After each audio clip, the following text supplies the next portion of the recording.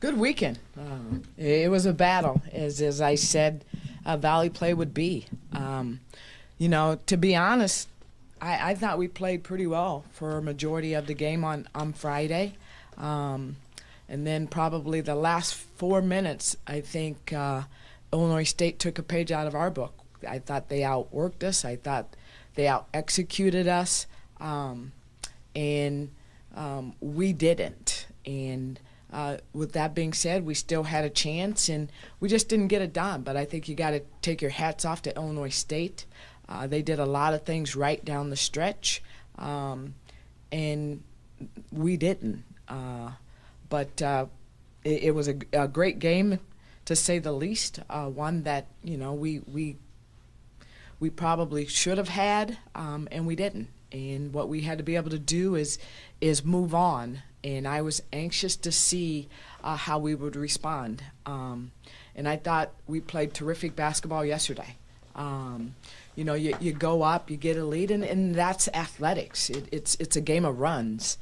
You got to be able to minimize and maximize. And I thought, we went up, and I knew Bradley was going to make a run, and they did. And I really liked how our kids handled it. I thought, we could have easily ducked our heads when they sent it into overtime, but we kept battling, and found a way to win. And you got to be able to do that on the road. Our goal, you want to get two, but our goal is to always get a split, and we was able to do that. I thought we got some good productivity out of our bench this weekend. I thought Cynthia Wolf was very good against Illinois State, and I thought Cam Finley was very good yesterday. We're going to continue to need that. I thought Michaela Morgan was fantastic the second half. We're going to continue to need those types of productivity, especially off of our bench. But I tell you, I liked how this team battled. It's good to be home. We're excited to be home. It feels like we haven't been in the McLeod for a long time. Obviously, we're off today. We got to get some nagging injuries taken care of and get some rest, and then we'll get back to work tomorrow on a lot of us, and then obviously on Valpo and Loyola, and both teams are much improved. Valpo has a new coach, a new system. And Loyola, I think she's done a terrific job. A lot of those kids are this is their third year being together. You see the improvement in what they've been able to do in the non-conference. And as I've said many, many times, and I will continue to say, there's no such thing as a gimme. You got to be ready to play, and we will be ready to play this weekend. Any questions? Coach, what were your thoughts on what you saw out of Cam Finley there? I know she didn't play against Illinois State and then comes out and has a great game for you against Bradley. This is what I thought Cam would be able to bring to us. I really thought in the non-conference, Cam was forcing some things, and I think at this level, especially as a freshman, you have to allow the game to come to you and be confident in doing that. And if you were I watched it live. It was two different people in the fact that she was so confident in just allowing the game to come to her. And it started on the defensive end for Cam. She was disruptive. She was confident in what she was doing and how she was doing it.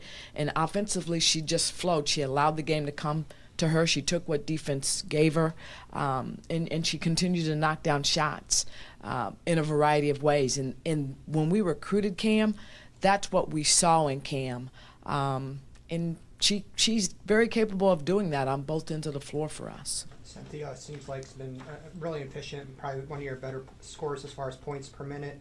What's going to be the next step for her now? Well, she's got to continue to understand the physicality of the game, especially in boxing out and rebounding. She's going to continue to be able to give us good minutes. She shoots the three very well, but she just has to continue to understand the physicality of the game on both sides of the basketball. But CJ runs well. Her hands have to get a little bit better, and it's something that she is working on. Extremely coachable. If she can stay healthy, she's going to continue to progress and give us great minutes. But as she progresses, this team will progress consistently because of what she's able to do offensively. Along those lines, I know I out-rebounded by an average of 5 through the first 2 conference games. Obviously, you're missing a big piece that was a part of that. What are going to be the keys on the boards going forward? Well, we have to box out, and it's got to be everybody. You know, you said it. We lost an extremely important piece on both sides with losing Megan, but we still have to be able to box out. Our guards have to be able to do a little bit more in terms of rebounding for us. But it comes down to will. Boxing out is not, rebounding's not necessarily a skill as much as it is a will and I want to. And we have to get that will and I want to consistently. It's not easy. We know that, but we got to get back to doing the little things, and it's across the board. All 5 kids have to box out and rebound. How happy were you with how this team shot the ball at the free throw line this past weekend? You know, it's interesting, and that's a great point. I think we shot 6 in the Illinois State game, 6 of 7, and to come back and shoot 27 of 30 the next time out, and I believe we were 6 for 6 at halftime. So to get to the free throw line as well as we did and as consistent as we did in the second half and in overtime of that game obviously was an important part and an important piece of why we won that basketball game. But I liked our aggressiveness, and that's something that we have to continue to do. This team is capable of getting to the free throw line. We have good free throw shooters. We have to make that a priority. Any other questions? Thank you.